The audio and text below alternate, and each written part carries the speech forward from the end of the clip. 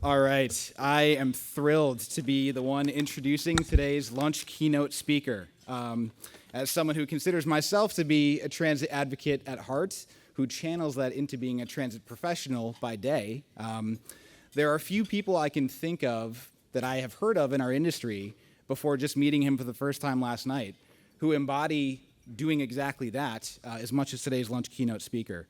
There's a certain thought that's come to mind along that thread of, in doing our work effectively as a public transit professional, it's not just about sort of engaging the advocates and communicating the value of that work, but it's also about engaging the advocate within yourself and channeling that towards really making a difference in the public sector. Many of you have heard of him already. He's very well known in the community, if you will. Those of you who haven't heard of him certainly will be in the years ahead. In a few short moments, you will certainly be seeing why. Jerome Horne is the Deputy Director of Communications for the Baltimore Red Line at the Maryland Department of Transportation, Maryland Transit Administration. That's a mouthful, Jerome. I know you know that. Jerome comes to the MDOT MTA with experience from the Indianapolis Public Transportation Corporation, or IndyGo, Foursquare Integrated Transportation Planning, and TransitCenter, a national transportation advocacy and research group. His previous roles concentrated on proactive community engagement, the rider experience of using transit, and increasing representative leadership in the transit industry. Recognized for his passion and dedication, Jerome's been named to the 40 Under 40 lists of both the Mass Transit Magazine and the Association for Commuter Transportation. Additionally, he's a graduate of the APTA Emerging Leaders Program. Jerome is the founder and previous board chair for the YPT Indianapolis chapter, that's Young Professionals in Transportation, and Deputy Director of Communications for YPT International from 2018 to 2020. He lives in downtown Baltimore. He enjoys walking around the Inner Harbor, attending live performances, and going to museums. Jerome doesn't own a car. He rides transit whenever possible, and he likes to bike. Additionally, he curates his extensive collection of transit memorabilia known as the International Micro Museum of Transit. Real thing, great photos. And he may also be able to dance like Michael Jackson. Without further ado, I would love to welcome Jerome Horne to the stage.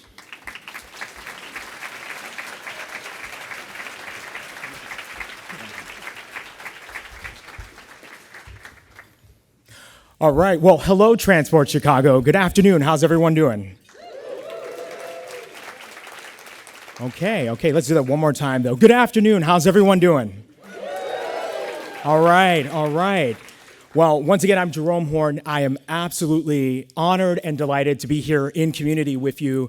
It's always great to get together with like-minded people and build community, especially in moments like now. Shout out to the steering committee and everyone that's worked hard behind the scenes to make this happen. I know that these conferences don't just come together. There's a lot of effort that goes into it, so thank you for that. Transportation should always connect, never divide. Pete Buttigieg. You may have heard of him. I truly believe that at the core of what we do in transportation, it is about breaking down barriers and bringing people together. The image you see here comes from my parent town and hometown of Baltimore, Maryland. It is the Highway to Nowhere. It's a 1.4 mile sunken stretch of highway that was supposed to connect Interstate 70 to 95. Thankfully, a big portion of this got canceled. It would have actually cut right through the Baltimore Inner Harbor and had a highway on our waterfront. Unfortunately, the part that didn't get canceled, what you see here, devastated West Baltimore. This was a mostly black, thriving community. My great-grandmother was displaced as part of this. Today, we are looking at ways and thinking about how we can repair some of this past harm. I think it's important to acknowledge that transportation professionals and urban planning, in the past, we have inflicted great harms on many communities around this nation. But we have opportunities to think about how we begin to repair those harms. This project, we did win a Reconnecting Communities grant, we think. We hope, fingers crossed, to begin the process of studying and looking at how we remedy this. There was a median in the middle of this. That median was built for the Baltimore Metro, which, yes, Baltimore does have a subway. However, it's only one line of what was supposed to be an entire system that never got built. The current project that I'm working on at MTA Maryland, the Baltimore Red Line, will also run in this corridor. And we're using the Baltimore Red Line as a way to think about how we reinvigorate and reconnect the community. So I want to talk about my experience in Chicago. I used to come up here very often when I lived in Indianapolis. I'd probably come up to Chicago about every other month or so. This is probably my 20th visit to the city, whether it's, obligatory photo at the Sears Tower, never Willis, being invited by Transit Tees for the premiere of L, the board game, taking in views of the city from Promontory Point, getting to meet now retired CTA operator Gregory Davis, also known as the Transit Doctor, touring Union Station, or biking on the 606 trail. I've had many wonderful memories in this city, and I'm delighted to be back here in community once again with you all. So I think it's important to tell my story a little bit. I've had the great fortune of living in multiple places. I am originally from Baltimore, lived there until I was 12, and then my family moved down to Atlanta, finished growing up there, and went to university in South Georgia at Valdosta State University.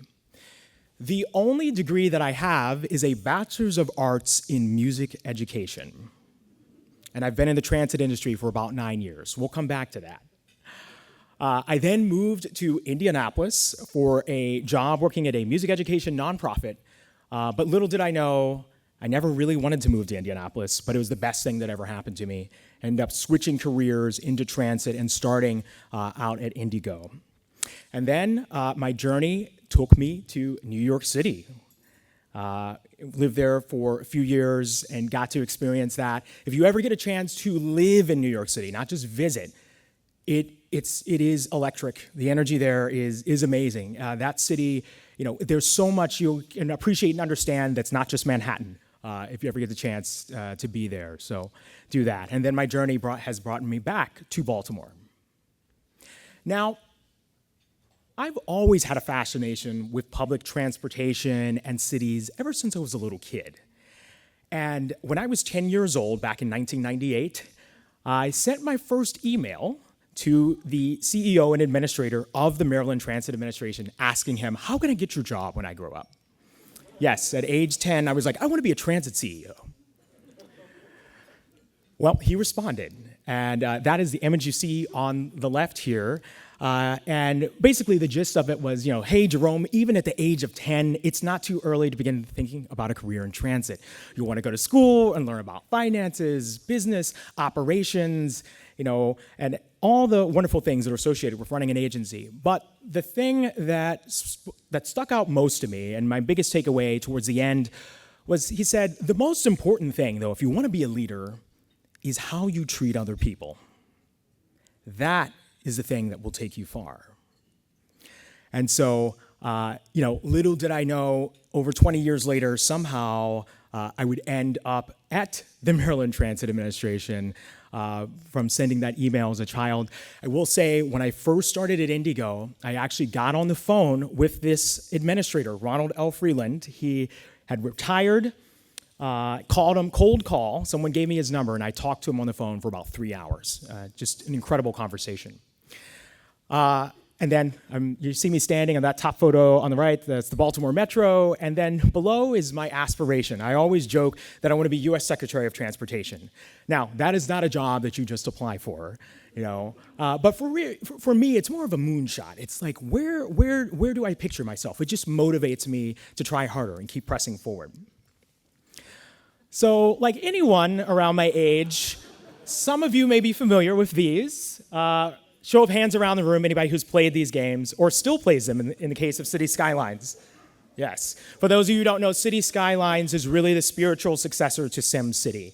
But certainly my childhood and early adolescence was shaped by these and a few other computer games that I don't know how many hours I spent playing. And I know I've had many conversations with people over the years that were inspired by these. The other part of my story, as I mentioned, I went to school for music education, and one of my favorite things was marching band and drum corps. Does anyone know what drum corps is? Oh, okay. Oh, good. Oh, wow. More people than I thought. That's awesome. It's like professional marching band. We can talk about that later. But, music, and one of the great things about music is that it is a left and right brain activity. Music can be simultaneously systematic, structured, regimented, but also creative, expressive, and free. And when you're able to combine those skills together and take the perspective of being a musician, I've been able to translate a lot of that into what I do professionally. Whether it's picking up on emotional intelligence or trying to engage with an audience or thinking about the different ways that planners and engineers and people communicate and how can we synthesize that in a way that people understand. The other thing about being in music that I find fascinating, especially, let's say you're the conductor of an ensemble or you're the member of an ensemble, you're bringing together all of these different people, all these disparate parts, and you got to come together and create harmony. And that is sort of like running a transportation system or trying to build a transportation network. We're working with all of these different stakeholders, people from across the region, trying to bring everyone together. Everyone's different. Everyone has their concerns, the things they want. But at the end of the day, if we all work together and do what we're supposed to do, we end up with this harmony, which we hope is the seamless movement of people and goods from place to place. So, as I mentioned, I started my transit journey in Indianapolis at IndyGo, and what an amazing time it was to be there. I spent 5 years at IndyGo, where in those 5 years, we built a new downtown transit center, did a bus system redesign, built the nation's first battery electric BRT, upgraded the fare payment system, and so many other wonderful things.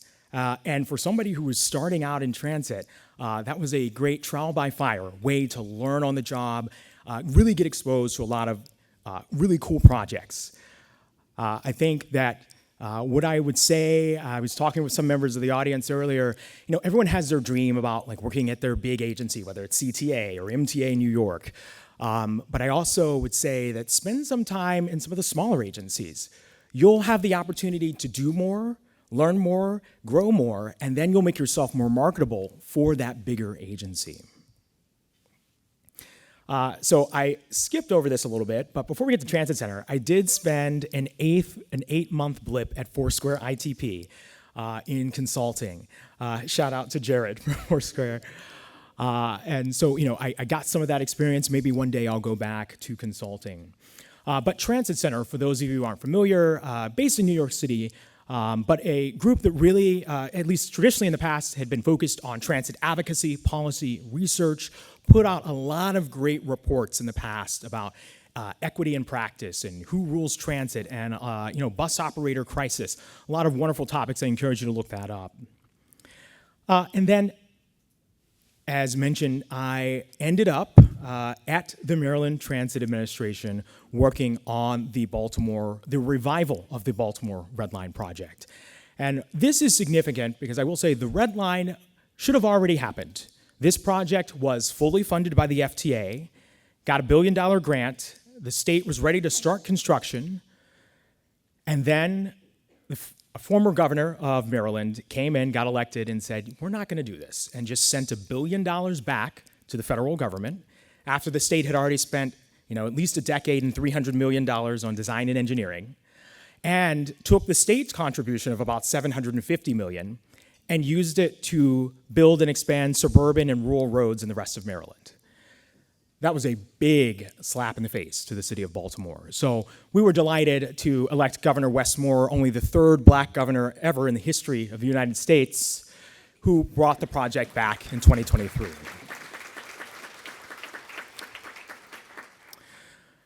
Finally, almost done with a little bit of my story. So as we mentioned, the International Micro Museum of Transit. I didn't come up with this name, somebody else did, but I liked it, and so I ran with it. This was a stage photo for a magazine photo shoot for Indianapolis Magazine, and what you see in that photo might be 60% of the collection. Yes, I still have all of that stuff. It's mostly in storage at the moment. Where did this start? I got inspired. I went to go visit a friend that worked at MARTA down in Atlanta, and he had like 4 or 5 signs on his wall in his office. And I was like, ooh, I want my own transit collection. Had no idea it would grow to hundreds of signs and hundreds of models. But really, it's just an outward manifestation of my passion for what we do. So it's Pride Month, and I want to acknowledge and uplift and just give visibility to all of those that are part of the queer community.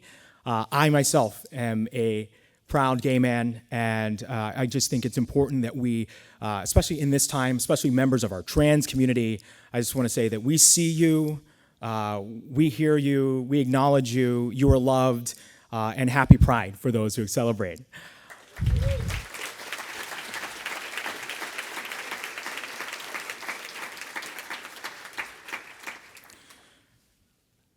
Cities have always been significant places for members of the LGBTQIA+ community. Places to come together, find safety, find community, and certainly that's been the case for me personally and many people that I know. And so I think it's important to give light to that. In the middle here, this is just a funny tweet from a few years ago, and I loved Leo's response to me. Gays can't drive and walk fast and need the necessary infrastructure to support said habits. I can't speed walk to my cold brew if I have to press the beg button to cross a divided highway. And then shout out to the CTA Pride Train and our own Pride Light Rail in Baltimore. Leadership. What is leadership? So think about some of the best leaders that you've ever known. What are some of the characteristics that they had or have? I'm curious. Anyone around the room, if you want to shout out a characteristic or something you think good leaders have. Good listeners, yes. Honesty. Big budgets. Yes, big budgets. Anything else? Passion? Compassion, yes, compassion. Growth-oriented, yes. There isn't necessarily a wrong or right answer to this, but I just think it's important to think about those qualities and what makes it so. So let's talk about what leadership is not. And there's some people in certain places in this country that I wish understood this message. It is not unlimited power, or you need to do what I say, right? Leadership at its most basic form is influence, right? How can you positively impact people and bring forward the best version of themselves and turn that into power that moves an entire organization forward? But I also believe that anyone can be a leader. It doesn't necessarily mean the CEO or someone who is at top. Right? Sometimes many of our greatest ideas and inspiration come from those who are actually in the trenches doing the real work and our frontline employees and operators. And I just want to give a shout out to all those that are on the front line. I don't know if anyone in the room has ever operated a bus. I have not, but that's a hard job. It can be a thankless job. So just shout out to operators, mechanics, call center, service workers, people that make things happen.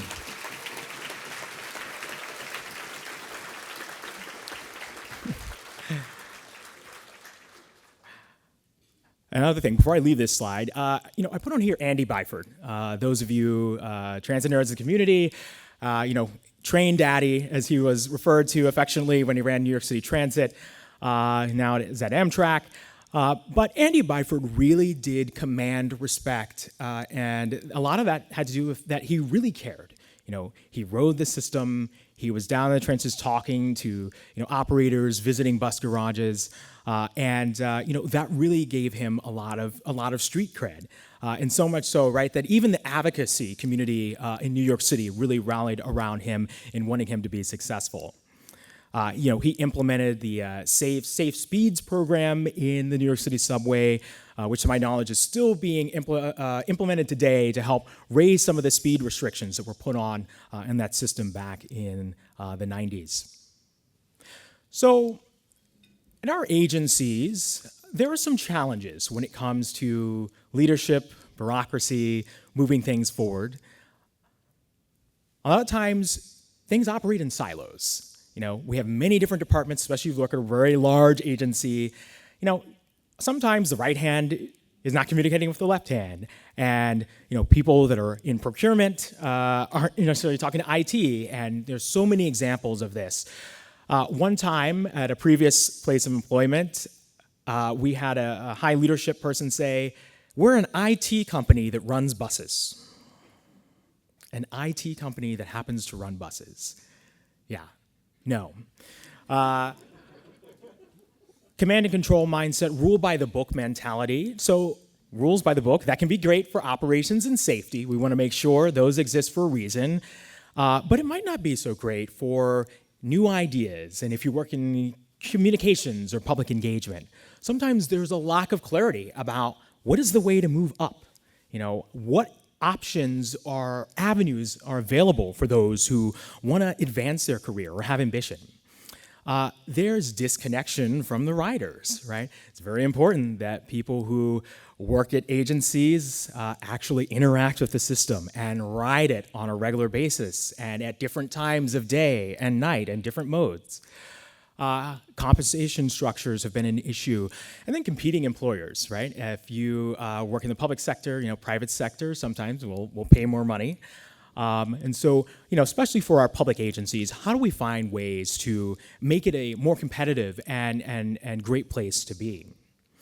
So there's a few examples from around the country. So here, the first person we see on the left is Monica Tibbetts-Nutt. She is currently the state of Massachusetts Secretary of Transportation. And she has worked her way up. She served on the board of the MBTA in Boston and the MassDOT boards. She was a regular transit rider and advocate. And she really advocated for creating the customer technology department at the MBTA. And because of all that great experience of being an advocate, she was able to turn that into really being useful on those boards. And as I mentioned, now ended up as the Secretary of Transportation for the state of Massachusetts. The next person in the middle here is Cam Hardy. Cam Hardy is still a wonderful advocate in the city of Cincinnati. And he started a program called the Better Bus Coalition, where he and a bunch of people went out. They were looking at bus stops in Cincinnati. There were no more than just a signpost, or ditch in the road. And they started building their own benches and just leaving them at bus stops for riders. And this really caught on, and it got more and more people to join the coalition and started raising awareness of the lack of dignity for bus riders. So Cam became kind of a force of nature and then actually ended up going to work for Cincinnati Metro. And he's now moved on to a new position, but I really think that's a great example of how you can go from being an advocate on the outside to an advocate on the inside. And particularly at TransitCenter, we used to say we have this thing called the inside-outside game, where agency staff agency staff and advocates, sometimes there might be a bit of an adversarial, relationship there. But really, we're all trying to accomplish the same thing. And so finding avenues to, befriend the advocates and work with the advocates to your advantage is huge. And then we have Deborah Johnson, who's the CEO of RTD, which is the transit agency that serves the greater Denver region. And I put her on here. There are several other people, but Deborah Johnson is one of only about 10 or so black women that lead transit agencies around the country. I think according to NTD, we have about 2,000 transit agencies, large and small and everything in between. Women make up more than half of transit riders, and people of color account for the majority of transit riders around the country. And I just present these. There are many other options, but I think it's important to consider, if we want to see better outcomes in transit, who holds power matters. And that's not just the transit agency staff, it's also transit agency boards. Who leads and how they lead absolutely matters. So we mentioned it's not just the CEOs, right? Good leaders are inclusive decision makers. We heard growth-oriented. They can be change agents and also responsive to the greater needs of the public, and they need to be effective at what they do. So, transit leadership today. This comes from a fairly recent TransitCenter report called Who Rules Transit? And you can see the quote there. But once again, this gets back to the importance of representation and why it matters. If we think about most of what was designed and built in the physical world today, there's a standard prototype, able-bodied male.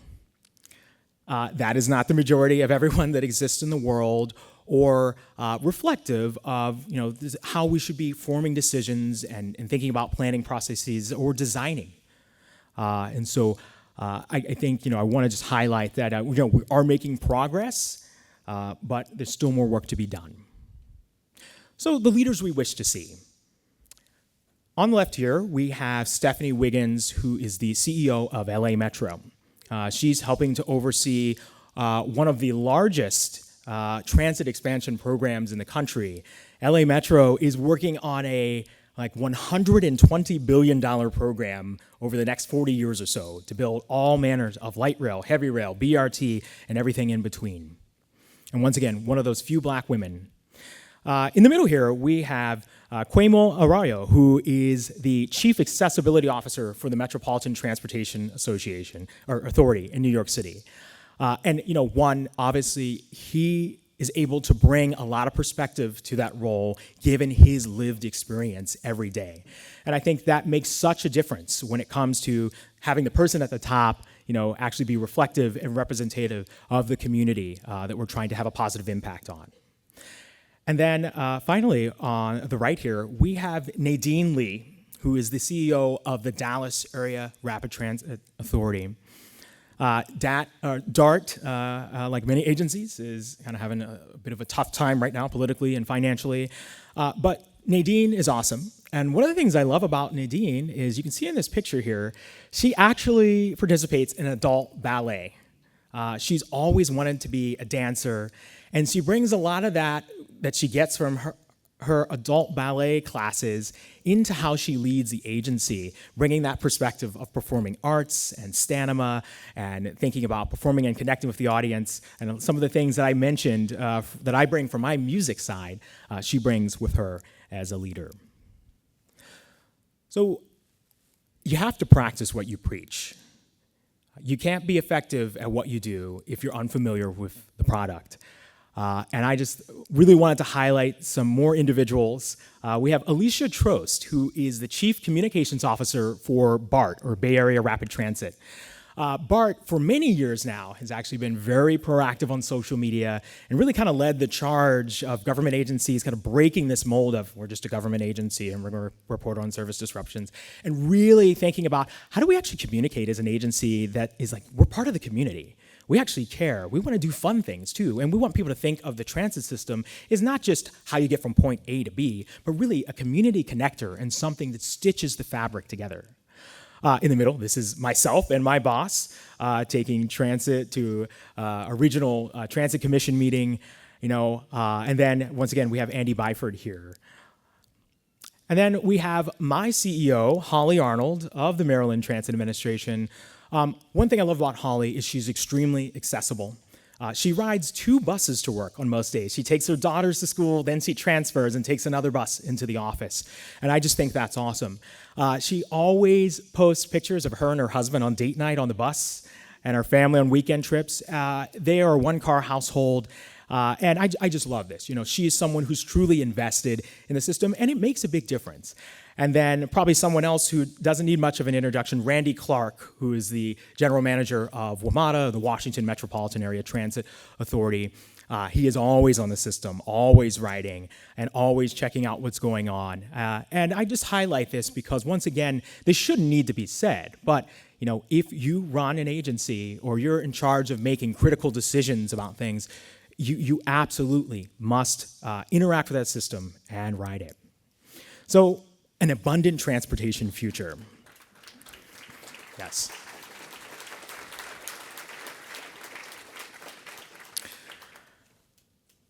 So there's been a lot of buzz about this word abundance, and that's a whole level of discourse that I'm not going to get into, but we'll get into a little bit, but how do we get to that abundant future in transportation? We wage a war on cars. I'm totally kidding. But for those of you who are not familiar with the War and Cars podcast, excellent podcast. I've been a listener since day one.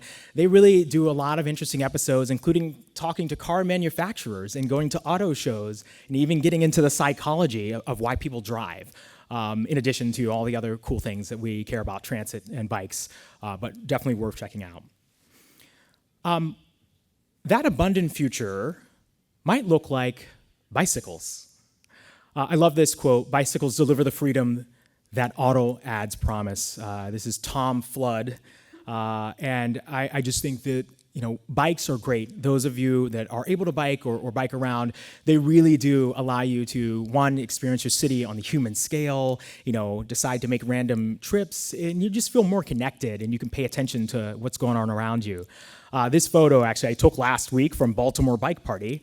We are always excited to have that monthly bike ride where we get everyone together, and I just thought this was a great angle. I happened to be at the back of the group, and I was like, I'm going to snap this photo. As I mentioned, bikes are liberating, but there's also, many other small vehicles. Some might call them micromobility, scooters, hoverboards. That abundant future might look like thinking, well, what is a bike lane exactly? Should we call it a bike lane? How wide should the lane be? Are there rules that we should have? I recently, last summer, acquired an e-bike. And I still have my acoustic or analog bike, as people like to say, and I use them just as much. I like to say the e-bike is transportation, the non-e-bike is recreation, but I really use them interchangeably, and it's been a game changer. Baltimore has some hills; it's not flat like here or Indy, so it's really great. Or if I just want to go to work and I'm dressed up and I don't want to sweat. I haven't biked in a suit yet, though. I think that's going to be my next thing, is to arrive in a meeting or go to the Baltimore Symphony Orchestra on my e-bike and show up. An abundant future looks like more frequency. A few years ago, I put out this tweet. It's like the first politician to do a ribbon cutting on increased frequency gets a prize from me. And I believe New York MTA actually did this last year or 2 years ago when they increased service on the G train. They actually held a ceremony for increased frequency, right? It's not something that's inherently visible or flashy, but obviously frequency equals freedom. It is one of the single biggest things we can do to improve transit service. And I think a big part of that too is giving love to the humble bus. Yes.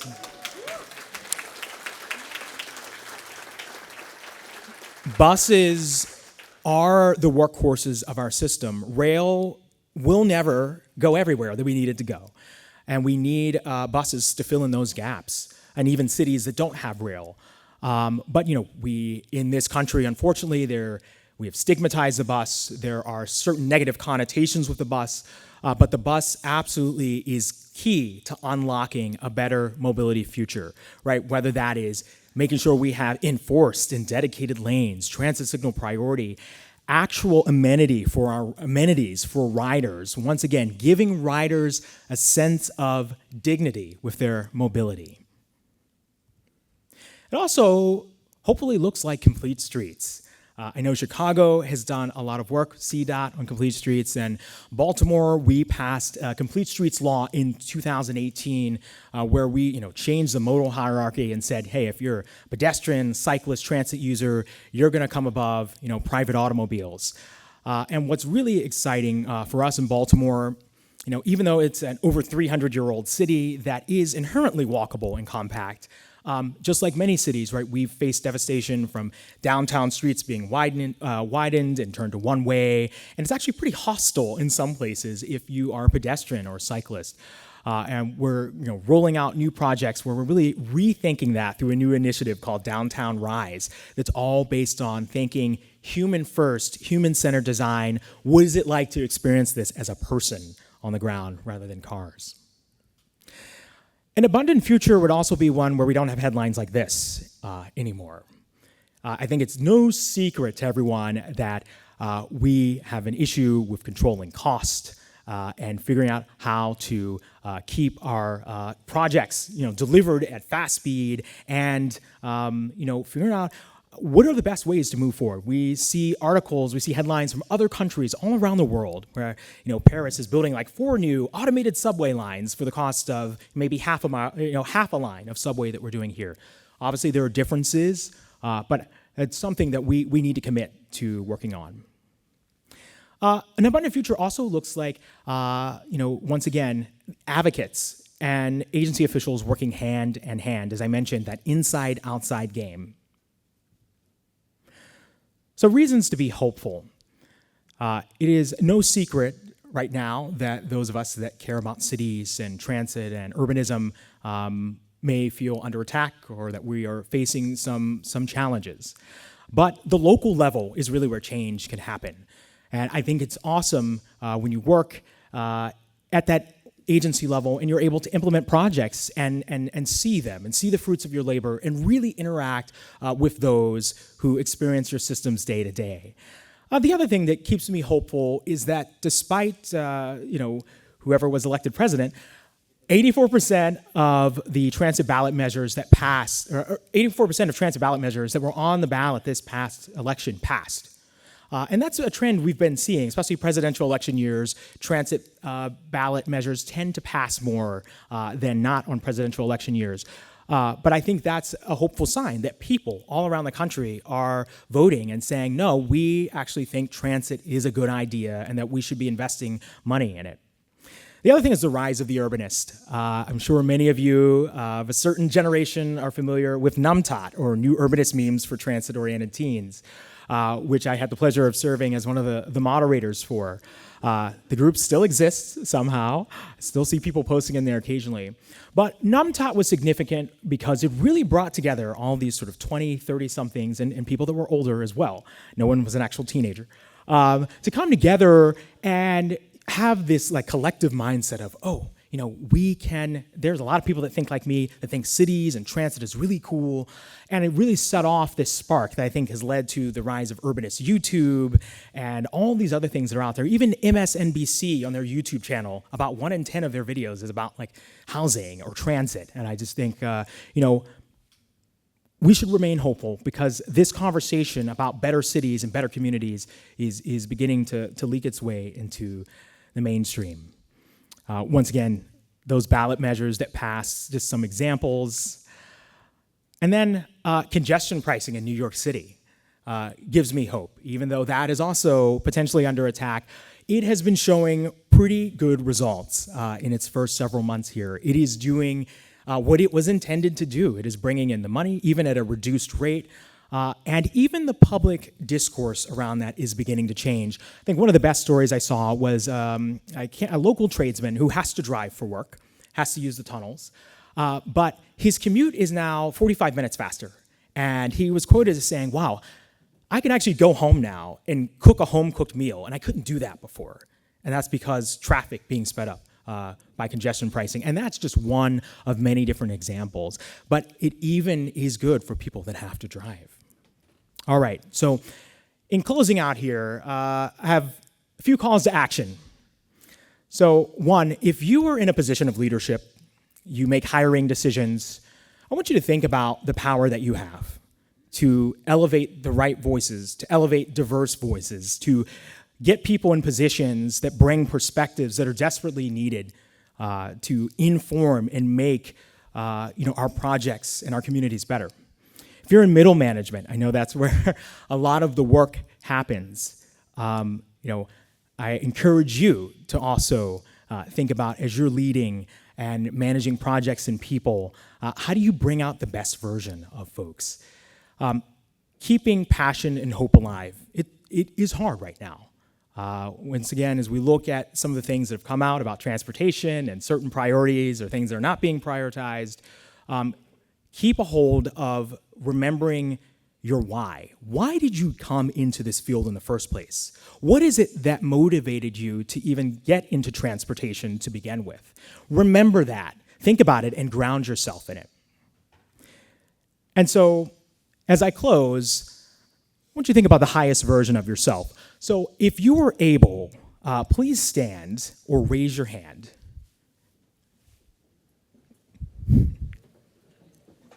More instructions are coming.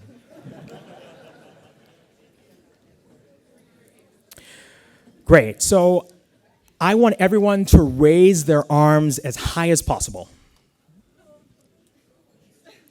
Great. Now I want you to go just a little bit higher. Oh, wait a minute. Didn't I ask to raise your arms as high as possible the first time? All right, everyone, take a seat. Take a seat. So we all had a little bit left in the tank. Yes. What I'm trying to illustrate here, though, is that at this time, as our nation and democracy are being challenged, you're going to be called upon to maybe make decisions, do things that maybe you never thought were possible, but you absolutely have it in you to achieve whatever is necessary. And I want you to stay encouraged. I want you to be brave. I want you to think outside of the box. The box doesn't even exist. Forget the box.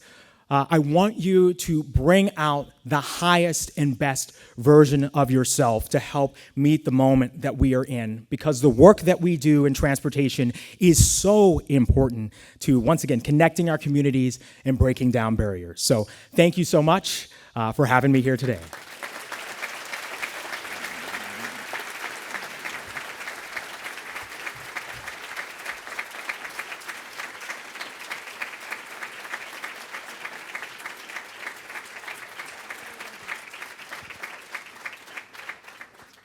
We're going to move into a Q&A. If you have a question, please raise your hand.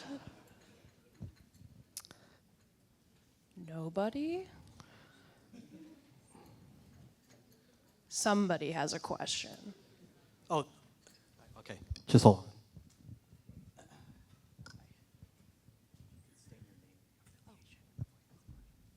Hello. Hi, I'm Haley Ventura. I am a transit planner at TY Lin. I have a question for you. You talked a lot about the advocacy work you do and others in the transit industry do as well, and about really reaching for yourself. And so, especially given the current political landscape, I'm wondering if you can comment on how workers in not just the transit industry, but advocacy overall can avoid burnout, whether that is professional or personal. Yeah, I can speak a little bit to this. Once again, as I mentioned, my former employer, TransitCenter, has done a lot of work here.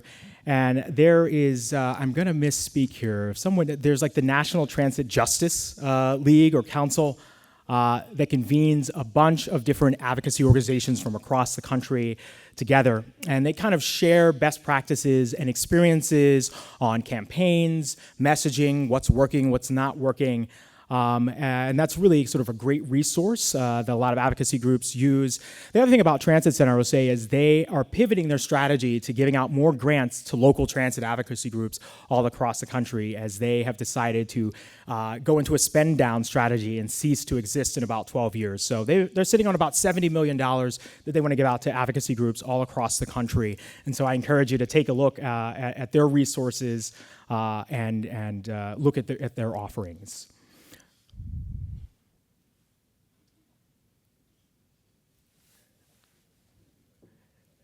Or you can shout it out. Just Yeah. shout it out. Yeah. You hear me? Yeah. Great. Jerome, first of all, thank you very much for coming to Chicago. You rode the CTA? Yes? I did. I took the orange line from Midway. Thank you. Excuse me. My question is this, and it relates to the highest version of yourself. How has mentorship, whether you've communicated out or in, influenced your way of working in this wonderful world of public transportation or transportation in general? That's an excellent question. Mentorship, and it's something I didn't mention. Mentorship is so important. A lot of times there are barriers. People don't know how to find a mentor, or they're intimidated about asking someone to be their mentor. So certainly it's had a profound impact on me.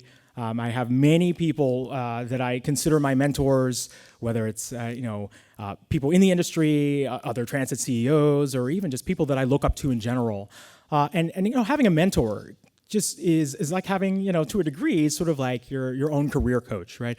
Having someone you can bounce ideas off of, or someone that can encourage you when you're dealing with a tough situation, or you're trying to make a decision about whether or not you switch careers, or take a new job, or take a new position. Mentorship is absolutely key, and I'd be happy to talk with anyone after this if they want to learn more about how to find a mentor. What I will say is more often than not, people love when you reach out to them. Some of my mentors I found by just sending people cold messages on LinkedIn and just saying, hey, I really admire your work. I've followed you for years. I've seen what you've done.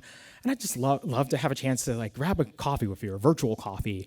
Obviously, where we are right now at this event, right? There are probably people sitting in this audience that look up to other people that are sitting in this audience. So I encourage you, if you have not made that connection, please do.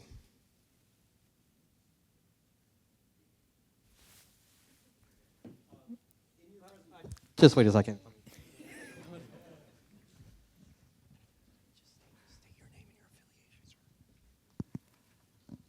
Hi, Baird Bream, Cambridge Systematics. I know you. In your presentation, you had a lot of screenshots from your social media feed, but it also looked like you were on local news programs and even news magazines. Could you talk about your experience with kind of social media versus legacy media in terms of reaching audiences, building coalitions, et cetera? Yeah. I know it's not like an either or, it's a both and, but yeah. Yeah, absolutely. It's a yes and. It's always yes and. Improv. Anybody familiar with improv? Yeah. Legacy media, obviously that landscape has been evolving. It is continuing to evolve, but it's still an important part of how some people consume their information. And I think the biggest thing about legacy media is you need to control the narrative, or someone else will control the narrative for you. If you don't write your own story, it will be written for you. And I think the transportation industry, and transit in particular, hasn't always done a great job of telling that story and controlling that narrative. And so it's really important that we get out in front and be proactive, make proactive media pitches to those legacy media outlets about the story we want to tell, about the good work we're doing. Social media, absolutely huge, right? Social media has been evolving as well. NumTot had its prime a few years ago, and now we've seen a lot of agencies, begin to step into memes and doing other things, catching on to, trending audio on TikTok. I know some agencies can't say that, or Instagram Reels. So it is a critical part of how we reach people and humanizing the organization, right? We need to become more trusted and more transparent to especially members of the general public that have maybe good reasons for not trusting us, either due to, once again, past harms or service reliability.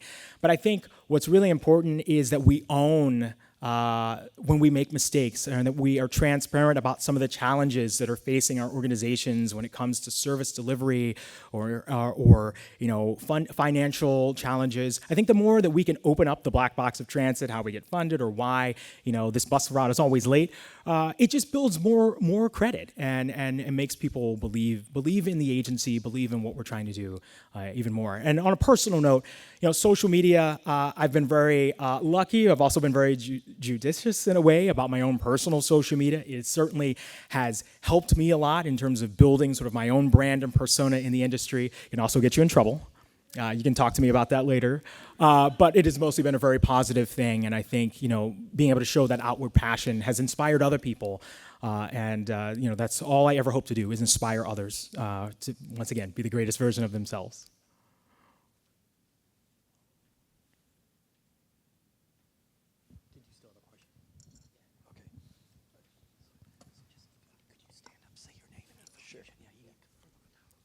Hi, I'm Robert Morris with the Regional Transportation Authority. Much less technical question for you, hopefully a fun one. Want to know, what's your favorite system, can be anywhere in the world, to ride, and why? So I have not done as much international travel as I would like, but I will say, at least outside of the United States, so I had the great fortune of going to Australia like 21 years ago, and I got to ride the Sydney Harbour monorail, which no longer exists. And it wasn't, it's not really a legitimate transit mode, it was more of a tourist trap, but that was just so much fun for me. The Montreal Metro, a favorite of mine, I've got to go to Montreal a few times. Yeah, here in the United States, oh gosh. So I'll be honest, as much as I loved living in New York City and love the New York City subway system, the Chicago L is definitely, it's my favorite, you know? And what's amazing too, right, is like we couldn't build the L today if we tried, you know, which is that system at the time that it was built, or you know how close it runs to buildings and all those structures. I mean, it's a living, breathing, historic relic that is still very useful and relevant. And so, you know, there's just something right about being above the city as opposed to being underneath it, and the perception and how you can view and experience things from that angle.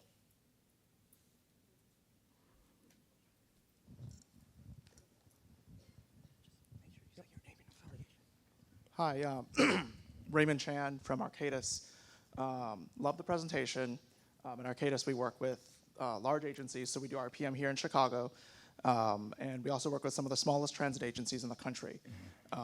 One of the things that struck me with some of the social media and some of the discussion points here was how we relate this story to smaller agencies. So if you think of Youngstown, you think of Canton, you think of Fort Wayne, they look at the pictures, they look at a crowd of bikes, and they say, that's not me, that's not our city, we're just trying to survive, I'm just trying to get a bus out the door.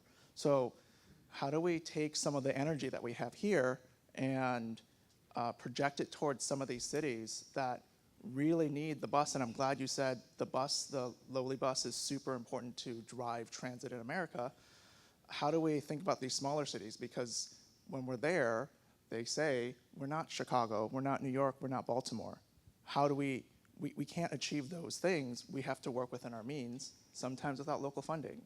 So thoughts on that? I know you did work in Indianapolis, so would welcome your thoughts from a Midwestern perspective. Yeah, that is an excellent question. And certainly a lot of times in the discourse and the way we talk about things, it is the big seven or the mid-sized cities that get featured a lot. And smaller agencies and even rural and tribal transit does exist. And is a big part of how people, maybe the only way that some people in some very remote locations get around. I've had the fortune of riding some smaller systems in some Bloomington Normal, Connect Transit. I got to go down there and ride that system and tour it. You know, I think some of this gets down to one, and by we, when you go visit those smaller cities, and if you have the fortune of being there, you know, uplift that transit agency, talk about it if you happen to be on social media, tweet about your experience. But for those who work in smaller communities, yeah, often there's a disparity in the amount of resources and the attention. But there is great work that is happening in small systems all across the country. And I think, you know, no matter the size of the agency, those who run that agency, you know, there are ways, whether that agency, you know, the executive director or the person who's in charge of comms, or maybe it's only 5 people that are really, you know, on the management team. I think there's still an obligation for them to figure out how can they communicate about what they're doing, or find people in the community, because obviously if they're running a system, people are riding that system. And I'm sure there are people in the community that appreciate that service and want it to be better. And I think that's where this inside-outside game of figuring out who are the folks in the community that are the champions of those smaller systems, that maybe they have a presence on social media, or maybe they want to uplift or host a local community event, or even if it's just a happy hour where we bring people together that love Connect Transit. I'm just using Connect Transit as an example, but certainly, though, it is challenging for smaller markets. I would encourage everyone, if you haven't, I believe it's NCAT, I can't remember it's an acronym, but they focus a lot on smaller rural and tribal systems. And I would encourage everyone to go check out their website and look at some of their resources, because we don't want to forget, you know, a really critical part of our communities. Do we have time for one more question, or?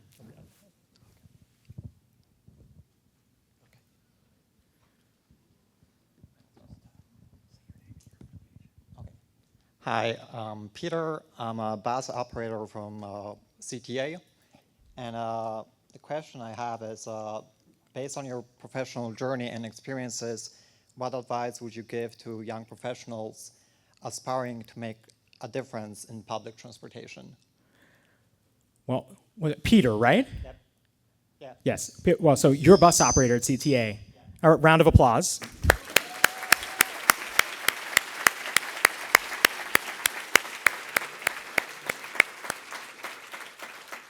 And all seriously, thank you for your service. That is, that is a difficult job. It can also be, as I'm sure you know, a very rewarding job. So thank you for what you do. Yeah, and I've known several people over the years that have transitioned from being a bus operator to finding their way in supervision or management, and so you always can bring that great perspective to the other side. The advice I would give is stay passionate. Don't give up on your dream or your hope, and don't let other people tell you what you cannot do. I'll never forget in college one time I had a university professor that said, "You're just never going to learn, are you?" And I had to prove that person wrong. First, I'd start there. It's like, keep your own self-efficacy, believe in what you can do, because you can do it. It may not be easy, but you can do it. And I'd say, you're coming to an event like this. I think this is a great place to start, where you're surrounded by so many wonderful people who you can talk to and network with and get additional advice and insight on how to grow in this industry. So as I mentioned, reach out to people maybe on LinkedIn, get a mentor. I think there are a few critical steps. And I'd say, there's a lot of great resources and information that is out there now with social media and YouTube. When I first got into the transit industry, I started watching urban planning and transit planning lectures on YouTube because I'm a total dork. But because I don't have a degree or background in planning or engineering, right, I wanted to learn as much as I could, and I became a sponge. So that would be what I encourage you to do, and happy to speak with you after as well.